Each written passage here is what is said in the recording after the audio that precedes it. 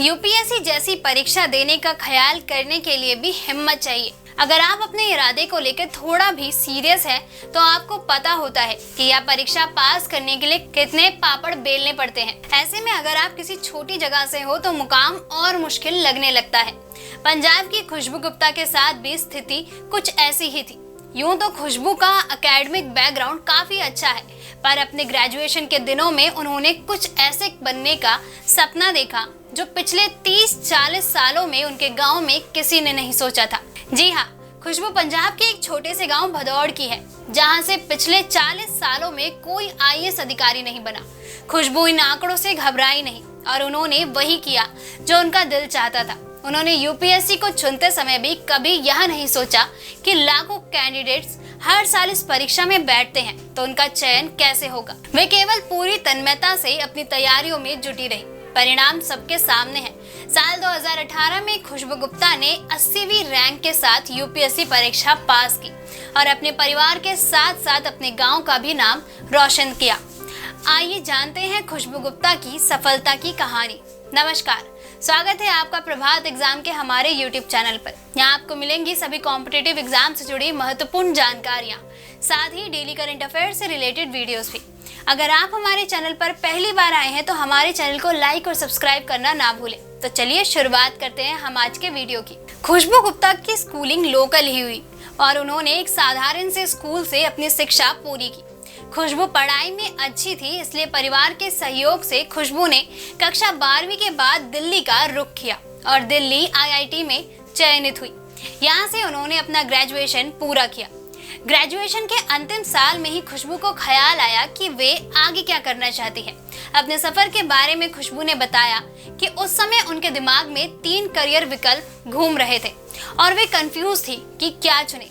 खुशबू ने तीनों करियर विकल्पों के बारे में अपने पिता से चर्चा की, जिसका बहुत ही अच्छा जवाब उनके पिता ने सुझाया। खुशबू ने एक जगह अपने तीनों विकल्प लिखे और उसके प्लस माइनस लिखे। ऐसे करते हुए खुशबू के मन में साफ हो गया कि वे सिविल सर्विसेज ही करना चाहती हैं और खुशबू निकल पड़ी मंजिल की ओर। यूपीएससी के अलावा खुशबू के बाकी 2 ऑप्शन थे, विदेश जाकर पीएचडी करना अथवा किसी एमएनसी में नौकरी करना। खुशबू ने सिविल सर्वेंट बनने का फैसला लिया। साथ ही खुशबू ने कहा कि कई बार लोगों को लगता है कि वे पढ़ाई में अच्छी थी, इसलिए उनके लिए यह सफर ज्यादा कठिन नहीं रहा होगा, लेकिन ऐसा नहीं है। खुशबू का ग्रेजुएशन बैकग्राउंड एकदम डिफरेंट था। उन्हें हिस्ट्री, पॉलिटी जैसे विषयों के बारे में कुछ नहीं पता था। खुशबू एक घटना को याद करते हुए कहती है कि शुरुआती दिनों में एक बार मैंने अपने दोस्त से पूछा कि ये संविधान सभा किसे कहते हैं। उनकी खूब हंसी हुई थी। खुशबू इस घटना को इसलिए शेयर करती है ताकि कैंडिडेट्स को पता चल सके कि बैकग्राउंड का इस परीक्षा में खास रोल नहीं होता। आप जिस दिन से तैयारी शुरू करते हैं बस वहीं से काउंट होता है। उन्हें खुद अपने विषयों की तैयारी के लिए 0 से शुरुआत करनी पड़ी थी। पिछला कुछ भी काम नहीं आया था। हाँ, बस ऑप्शनल के रूप में आप वहाँ विषय ले सकते हैं जो आपने पहले पढ़ा हो। खुशबू यूपीएससी परीक्षा की तैयारी के विषय में टिप्स देते हुए कहती हैं कि परीक्षा की तैयारी के लिए सही गाइडेंस बहुत जरूरी है।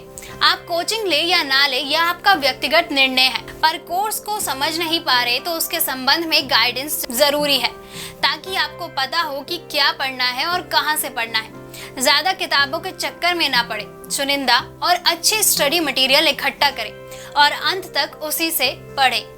स्टडी के लिए स्ट्रेटेजी बनाएं। जो इस क्षेत्र में सफल हो चुके हो उनसे बात करें, उनका मार्गदर्शन आपके काम आ सकता है। न्यूज़पेपर लगातार पढ़ें और टेस्ट सीरीज में जरूर एनरोल कराएं ताकि आपकी रियल कंडीशन पता चल सके, जिससे समय पर सुधारा जा सके। खुशबू ने इस परीक्षा की तैयारी को 2 साल दिए। साल 2016 से उन्होंने तैयारी आरंभ की और उनका चयन साल 2018 में हुआ।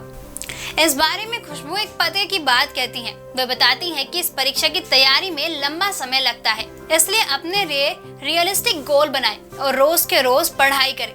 आपको दिन में 8 घंटे पढ़ना है, 10 घंटे पढ़ना है, यह आपका निर्णय है, पर जितना भी तय करें उतना रोज पढ़े। ना कोई संडे और ना ही कोई हॉलीडे, तब जाकर यह परीक्षा पास होती है। खुशबू के सफर से हमें यह इंस्पिरेशन मिलती है कि भले आपका पिछला एजुकेशनल बैकग्राउंड यूपीएससी फ्रेंडली ना रहा हो, पर फिर भी आप इस परीक्षा को चुन सकते हैं। जीरो से शुरुआत इतनी भी कठिन नहीं, अगर आप जरूरी समर्पण के लिए तैयार हैं। दोस्तों, अगर आपको हमारा ये वीडियो पसंद आया हो तो इसे अपने दोस्तों के साथ भी जरूर शेयर करें, और अगर आपके पास हमारे लिए कोई भी सवाल है तो उसे कमेंट में लिख के हमें जरूर बताएं। अपनी तैयारियों को और अच्छा करने के लिए आप डिस्क्रिप्शन में दिए गए हमारी टेलीग्राम लिंक की मदद से हमसे जुड़ सकते हैं। जल्द आपसे फिर मुलाकात होगी एक नए टॉपिक पे, एक नई वीडियो के साथ। तब तक के लिए नमस्कार।